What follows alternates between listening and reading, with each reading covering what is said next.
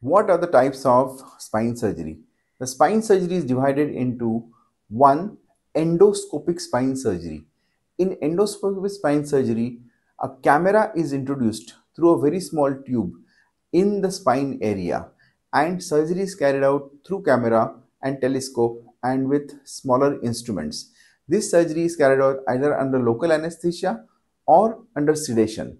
The recovery from this surgery is very fast, but there is a limit to which conditions can be addressed with endoscopic spine surgery. The other type of surgery is minimally invasive spine surgery. In minimally invasive spine surgery, very small cuts are taken at the site where the surgery is carried out, and implant is placed in a guided manner under fluoroscopic guide, that is under X-ray control.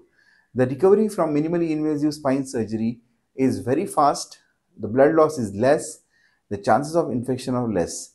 The third type of surgery is open spine surgery. In open spine surgery, the entire area of the spine to be operated is open through a single large incision. This is an older type of surgery, is carried out for specific conditions such as infection, tumor, or in major fractures. Thank you.